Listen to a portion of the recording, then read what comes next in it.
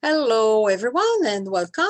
I'm Martine Brisson, and today we're going to talk about pain because it's a discussion that came a few times to different channels, I guess, about pain. So I thought maybe it would be a good thing to talk about it this week, because well, lots of people are afraid of being in pain. No, nobody likes to suffer. No, me first, right? But the thing is, pain, when we add fear to that, it adds to our suffering. It adds to the pain, no? Because all this tension tights up our muscles, and then it tights up our muscles. Same thing in childbirth. It's exactly why I teach painless childbirth, is because all this tension, all this fear, especially in North America, like when I lived in the Netherlands, that was not so much the case. But here, there's so much, all the women hears about our story, so it brings so much fear, then it brings tension, and that tension brings more pain. And because you have more pain, you're more afraid, and more tension, it brings more pain. You see the loop. And another thing with pain is that we give it meaning. We feel something in our body, and then we talk ourselves into more pain, in a sense, because we say, oh well, what does it mean? No, we judge the pain. Why is it happening now? Why me? What's the emotion behind that pain? No, it's funny that I say that because that's what I do for a living. I go to the emotion that caused that, but still, no, people go, what emotion behind it? What about my thinking? What about my thinking that created that pain? What did I do to get it? How long is going to last, and all, etc., etc., etc., etc. So all this thinking about it just add more to it, because not you have all this thinking about it, your brain thinks that, oh, that must be mean something, right?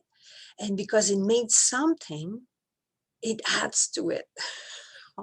It makes more sense, because, like, don't get me wrong, I'm not saying that pain is not real. No, pain is totally real. It hurts for real, but the suffering is optional. Because I see people, other groups and stuff like that. They are in pain, but they're not suffering. So suffering is totally optional. It's our brain. Our brain plays tricks on us. Look at phantom limb pain. No, uh, the limb is not even there, and still they feel it.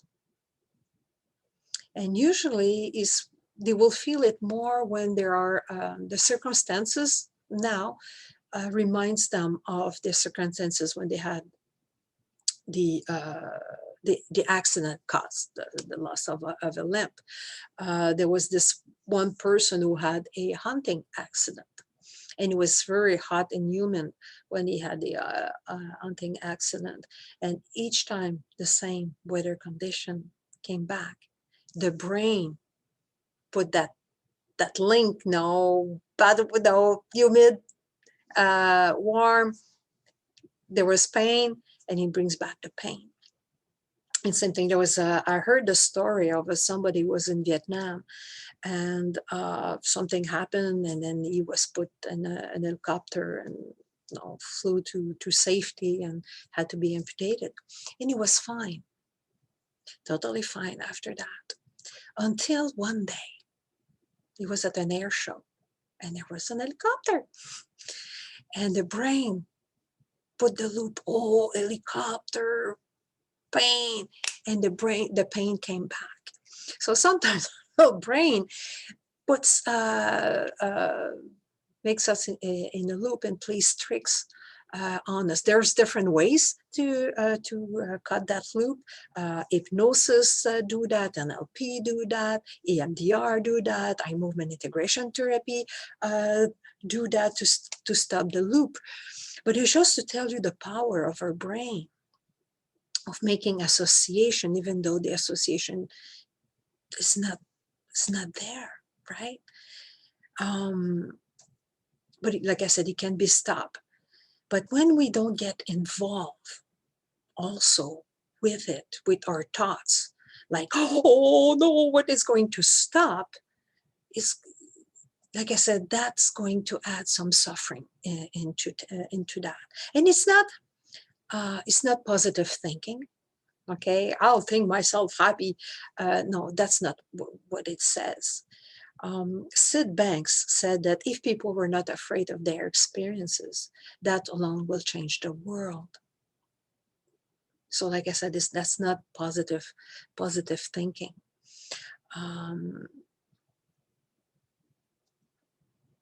And some people also think I'll only be happy if I don't have pain. I'll be happy when. Like I said, when we put all our attention, it's like having binoculars. Now you really look at binoculars. Now when we look at binoculars, things that we look at look so real, so big, so near us. But probably if you've played with binoculars and turning it around and look into the tiny bit, and then things go tiny and far away. And same thing with our pain. When we have this pain, it's like we look at it with binoculars and things look so close, so near. Our attention goes to that, then brings more fear, and like I said, the loop is there. So we just add to it by reacting to the pain. And then it, like I said, sends a message to the brain that brings more tension. And look, even people that have autoimmune disease, no, they are in pain. Like I said, the pain is real. But you probably notice that moods has an impact on the pain. So when people are in a high mood, they don't feel the pain as much. And when people are in a low mood, they feel the pain much more.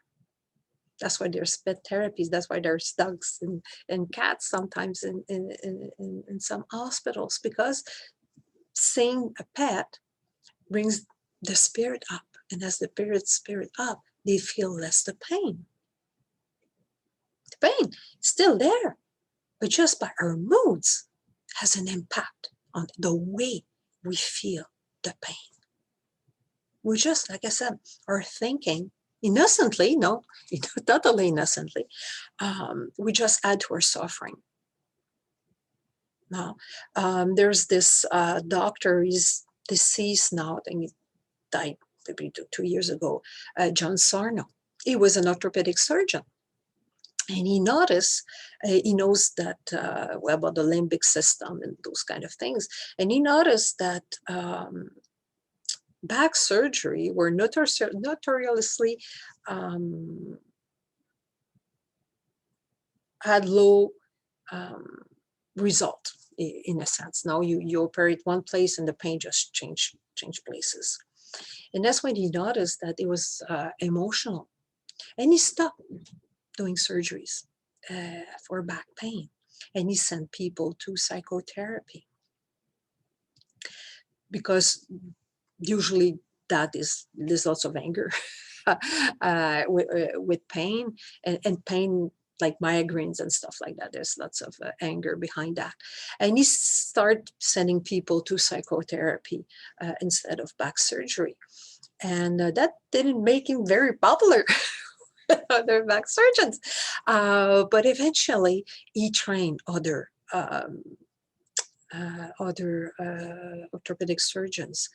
And so he was kind of a father to mind-body connection in a sense. The problem with psychotherapy is that just on the surface, And people have to go still going back over and over again, in a sense, like something with acupuncture or chiropractic. No, people have to go over. No, it's like I heard somebody use that analogy, and it's a very good analogy. Now I'm driving along, and then I stop at a gas station and I put some gas in my car. But eventually, if I just keep driving along, I will have to stop and fill again. And it's the same thing with those psychotherapy and chiropractic. Now people go back all the time. Our clients, now they've been going practice and acupuncture for years because it's on the surface. But like I said, I go to directly to the cause of it, and that's totally different. But the thing is, Eve noticed that there is emotions behind the pain, and that emotion, that's why there's flare up, and people, there are a period of time that they feel fine and period of time that it's worse. And because of the moods, our moods has an impact on it. No, we're good mood, we don't feel that much. But sometimes we're busy, we're so busy that we forget about the pain. It probably happened to you. No, you have maybe hurt someone, and somewhere in your body you hurt some no, doing something, and then you're so busy that you forget about the pain. And then you're stopped, and it comes back. And sometimes there's anticipation about the pain as well. Lots of it, like I said, they start thinking, lots of anticipation. I remember when I was 11, both my knees were redone when I was a teenager.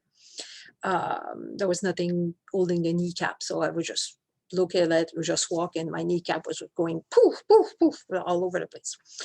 And I had to have this test done where they had to put, they were putting, my head looked like a big needle. I was an 11-year-old, and they put the needle in the knees, and then they were unscrewing the syringe, and then putting another syringe and shooting me with something, and then you could see it. And they said, you don't move, because if you move, we have to start again.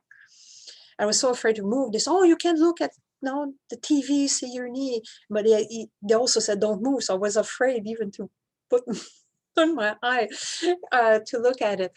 But the funny part of it is just the lady that was just in front of me doing that test. I could hear her from the waiting room screaming her heart out. She was screaming bloody murder. And I was in the waiting room, knowing full well I was next. And that put some more thinking. And when it was my turn, like I said, I was very nervous because I heard that lady, scream. We thought they were murdering her. And it was my turn. And I was only 11 years old. And finally, it was not that bad. It was not that bad. Probably because I was I thought it was going to be so bad. And it was not that bad. So my thinking is, oh my God, I was hurt. And when they say, don't move because we'll start again, oh no, there's no chance in hell I'm going to move. And then I thought, oh, why was she screaming so loudly?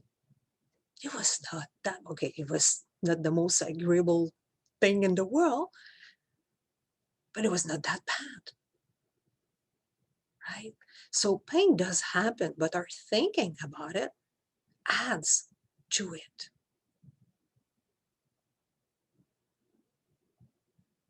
It's just that, like I said, pain is real. But the thinking we have about it, the story we tell ourselves about it, has an impact on the pain.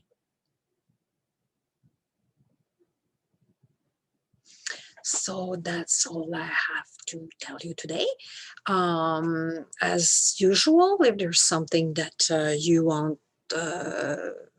more clarification, or something you want me to talk about, or want to work with me, you can always write me a little note, and I'll be happy to answer your question or to work with you.